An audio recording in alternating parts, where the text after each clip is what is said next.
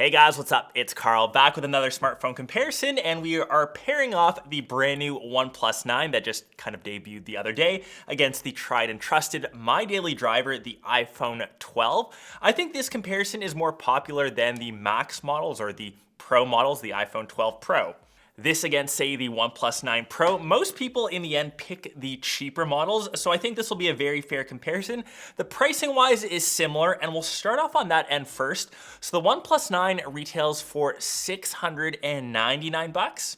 Or at least that's what we're expecting, because this was technically recorded a day before launch, so I don't have exact numbers, but in and around that amount of money for the cheaper end model. So that's 128 gigs and of course the 8 gigs of RAM. Compare that to the $799 option of the iPhone 12. So this is the cheapest iPhone 12 that you can get. We're not going to talk about the mini, but the standard size iPhone 12, 64 gigs of storage. So clearly storage space wise, and that's the case for iPhones forever, you always get shafted with your storage. Apple charges ridiculous amounts for going up to 128 gigs. It's an extra $100. And if that matters to you because you can't expand that internal storage with a micro SD card on either device anymore, the OnePlus 9 takes the cake. You can also get this with 12 gigs of RAM as well as a 256 option. You just have to pay a bit extra for that.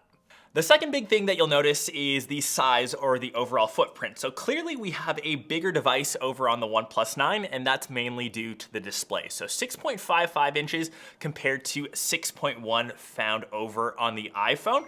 And the displays kind of have benefits and drawbacks themselves. So over on the OnePlus 9, it is a 1080p panel, so a lower screen res. The OnePlus 9 Pro, on the other hand, has the Quad HD screen. I wouldn't say the screen to body ratio is the best for an Android phone. It doesn't go completely edge to edge. Once again, that's comparing to the OnePlus 9 Pro, but compared to the iPhone, which I think has still one of the most dated looking displays, you still got the oversized forehead. That's of course the large notch and a couple millimeters on either side, and it is still capped to a 60 hertz panel, whereas over on the OnePlus 9, at least it's adaptive, so it can get all the way up to 120. So it feels quicker, it feels snappier, and in a phone of this size, you honestly can't really notice pixel peeping. And to me, easily the OnePlus 9 display takes the cake. For the rest of the design, both phones are still very premium. You've got glass backings on both. They are a fingerprint magnet, whichever one you decide to get.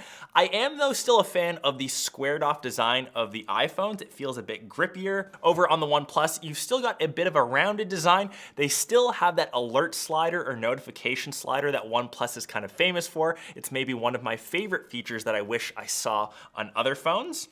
And the last major difference that we can kind of see and of course compare is the camera on the back. And this is where the OnePlus 9 has got a lot of hype. They're actually collaborating with Hasselblad for the first time, one of the most iconic photography brands in the past 50 years. And in my initial unboxing, we saw it came in this pretty cool media kit with the first Hasselblad camera that actually went to space. So this is where they're making all of the hype around. So we're still using the Sony IMX689 sensor, that's the 48 megapixel main, but Hasselblad is applying their color science across all of the lenses. We've also got the Hasselblad Pro mode where you can change things like white balance, shutter, ISO. And it can actually shoot in 12-bit color, which is pretty impressive. And if you compare that to the iPhone, which we've kind of had for the longest time now, you've still got the standard wide and ultra wide. And in these comparisons, I was honestly not overly impressed with the performance of the OnePlus 9.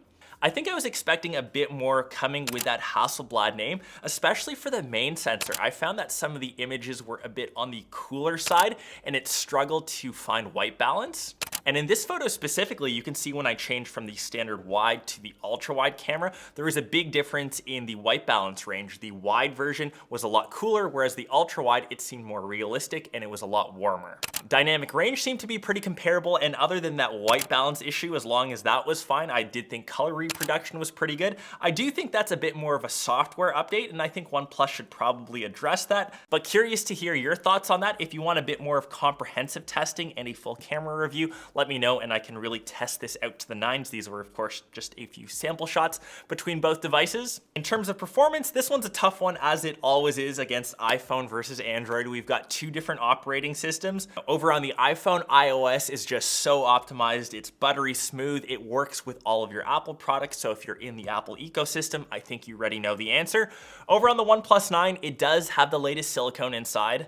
In all honesty though, Oxygen OS is still my favorite skin over top of Android 11. It mimics stock Android the most, and I always give big props to OnePlus for doing that. And I would probably say the biggest upside for the OnePlus is the charging. You've still got Warp Charge 65T, you still get a solid 65 watt charger in the box. That is something that iPhones sadly cannot say anymore. I know that's a sad comparison to make these days.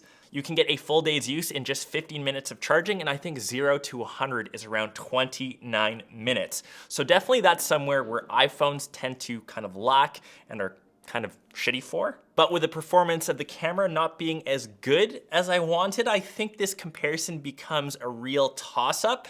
I really think it depends on, are you Team iPhone? Are you stuck in that iOS? Are you stuck in the Apple ecosystem? Or if you're switching to Android, I think it's a solid option if we could get some of those software updates to the camera because we've got a solid display. It isn't, of course, Quad HD. I'm willing to sacrifice that for paying less. It's got a great design. I know that we're not really revolutionizing anything, but I guess that is what smartphones are at these days.